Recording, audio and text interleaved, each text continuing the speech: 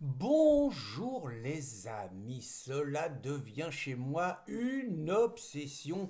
Je ne pense plus à cela, je ne pense plus qu'à cela depuis hier. Je vous mets les paramètres pour que vous compreniez ce qui m'obsède à ce point-là. Dimanche, donc samedi plutôt, les roast beef donc à Londres, à derrière Tommy Robinson, un mec exceptionnel, ont réussi à mettre 1 million de personnes dans les rues de Londres, même si les chiffres officiels parlent de 110 000, il y avait beaucoup plus et nous avons fait la démonstration ce jour que c'était 1 million d'Anglais qui sont descendus dans la rue pour dire qu'ils en avaient marre de l'immigration avec des mots d'ordre clairs, foutez-les dehors en anglais et rendez-nous notre pays. Autrement dit, seule une remigration massive peut encore sauver l'Angleterre de sa disparition, car comme à Londres, il y a 60% d'immigrés, il y a des dizaines de villes qui sont aux mains des musulmans, et bien évidemment, si ça continue comme ça, les Anglais de souche vont disparaître, et ce qui s'est passé samedi a montré un sursaut de survie d'un peuple qui ne veut pas mourir. Et Tommy a été l'homme qui a su catalyser ce sentiment qui n'arrivait pas à s'exprimer massivement, même s'il y avait des manifestations d'Anglais devant les hôtels et même si les Anglais ont fait plusieurs émeutes sévèrement réprimées par l'ordure Keir Starmer, qui est aujourd'hui le Premier ministre du pays, donc sévèrement réprimé, et c'était des Anglais des classes populaires qui, après le meurtre de jeunes filles dans un club de danse et de multiples agressions, sont descendus de plus en plus régulièrement dans la rue. Petite parenthèse, Nigel Farage, par ailleurs un mec exceptionnel qui s'est battu pour le Brexit pendant des années au Parlement européen et qui sera sans doute le prochain Premier ministre, bien que luttant contre l'immigration, n'a pas voulu se mêler à cette manifestation, estimant Tommy Robinson infréquentable. Donc, deuxième paramètre de mon obsession, la pétition de Philippe de Villiers. Donc Philippe de Villiers a réussi l'exploit exceptionnel en une dizaine de jours de réunir 1 500 000 signatures. Ça vient de franchir le cap ce jour. Petite parenthèse, moi qui ne signe jamais de pétition, bon parce que je considère que ça sert à rien, j'ai fait une exception à mes principes et j'ai mis mon nom sur la pétition. Donc Philippe de Villiers, 1 500 000 signataires pour demander un référendum sur l'immigration. Je vous ai mis une photo, c'est bien parce que en 2012, Christine Tazin a organisé la première manif dans les rues de Paris, donc le 10 novembre 2012, où, entre autres, nous manifestions contre l'islamisation de la France, mais nous demandions aussi sur une banderole un référendum sur l'immigration. Donc c'est marrant, petit clin d'œil quand même. Hein. Donc Philippe de Villiers, 1 500 000, je pense qu'on est parti sur les 2 millions.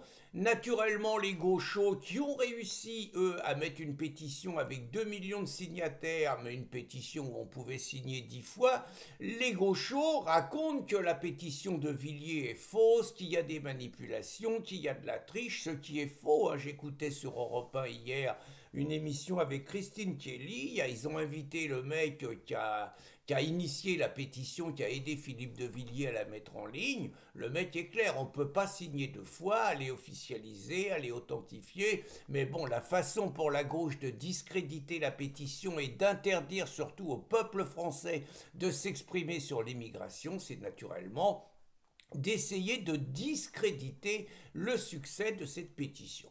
Donc Philippe de Villiers a réussi un exploit exceptionnel et je pense qu'il était le seul à être capable de ça, tout simplement parce que Philippe de Villiers a aujourd'hui une stature d'homme d'État, il est en dehors des partis, Il est en dehors des querelles partisanes. J'ai d'ailleurs remarqué que chaque fois qu'il intervient sur CNews, il se garde bien de la moindre critique contre le RN, de la moindre critique contre Reconquête, de la moindre critique contre Marion et même de la moindre critique contre Florian Philippot, avec lequel il paraît entretenir des liens plutôt amicaux, d'autant plus amicaux que récemment, Philippe de Villiers a dit que pour lui, il n'y avait plus de solution à l'intérieur de l'Union européenne et qu'il fallait en sortir.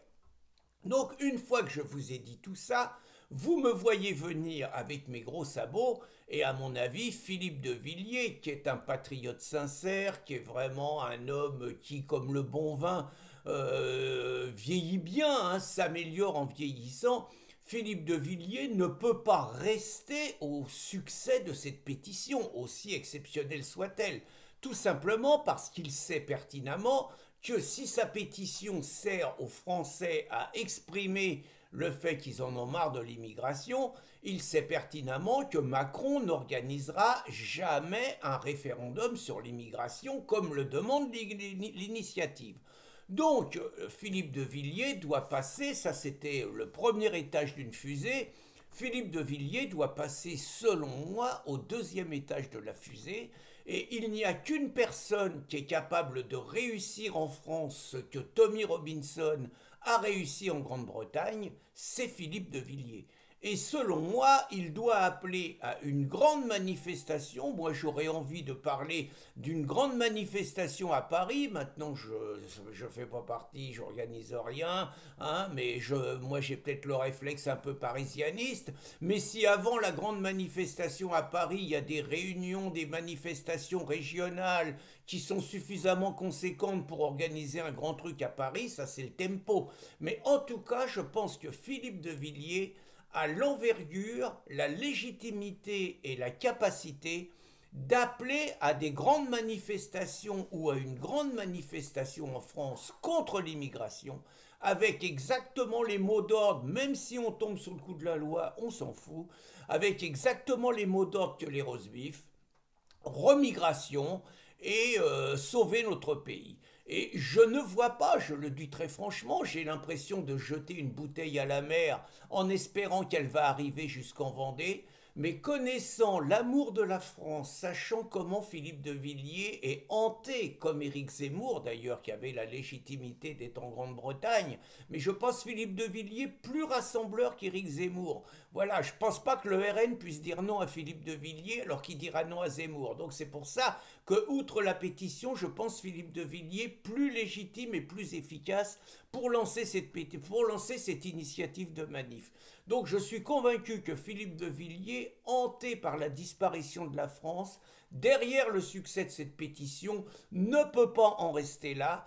Et vu le succès de Tommy Robinson en Grande-Bretagne, il faut que les Français montrent qu'on n'est quand même pas plus con que les rosebifs, et que si les rosebifs sont capables de mettre 1 million de mecs dans la rue, nous on a réussi à mettre 1 million de mecs dans la rue sur la manif pour tous contre le mariage homo. Je dis pas que le mariage homo était pas un bon combat, je rentre pas dans ce débat, mais il me semble que s'il y a 1 million de Français qui sont montés 3 fois à Paris entre 2013 et 2014 contre le mariage homo, ça serait désespérant qu'il n'y ait pas plus d'1 million de Français qui montent à Paris contre l'invasion migratoire, contre l'immigration et pour sauver notre pays. Donc, plouf, je jette cette bouteille à la mer et je vais tout faire malgré tout pour qu'elle arrive à Philippe de Villiers.